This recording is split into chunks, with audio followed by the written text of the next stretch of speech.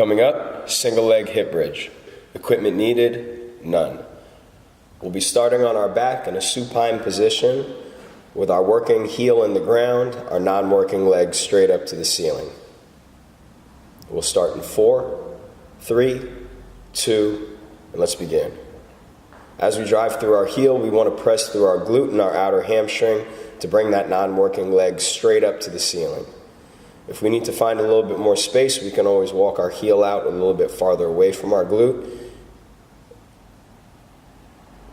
Again, as we drive that heel in, we want to bring the hips up to the ceiling, keeping our core tight to make sure that we don't pinch our lower back. Good, and our last one, exhaling on the way up, and let's go ahead and switch our legs.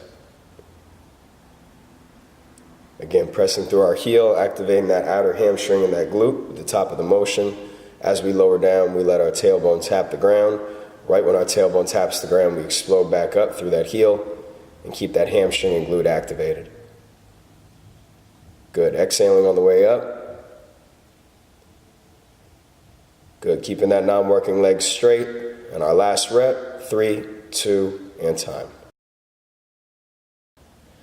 Coming up, Renegade Rows. Equipment needed, 2 dumbbells. We'll be starting in a plank position with our feet nice and wide, gripping tightly onto our dumbbells, making sure that our wrist stays straight.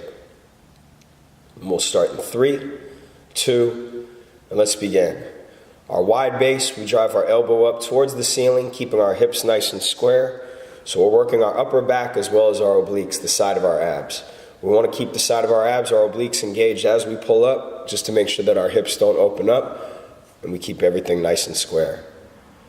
We'll also make sure that we're controlled as we lower the dumbbell down to the ground to make sure that it doesn't slam. If it does slam to the ground, feel free to grab onto a lighter weight. If this ends up becoming too much pressure on our wrists, we can always modify and drop down onto our knees and continue with our motion. Good, exhaling as we pull that elbow up and making sure that our elbow clears our back in between every rep.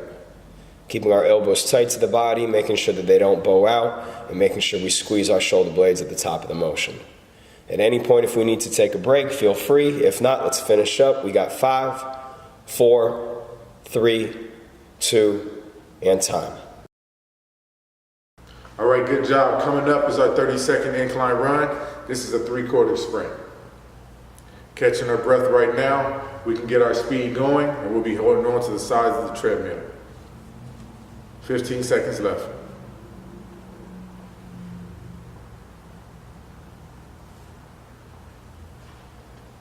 Here we go.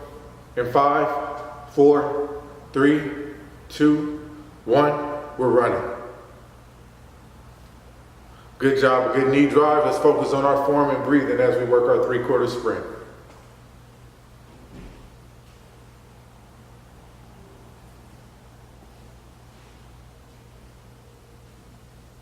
Good job. Keep working, keep working, keep working.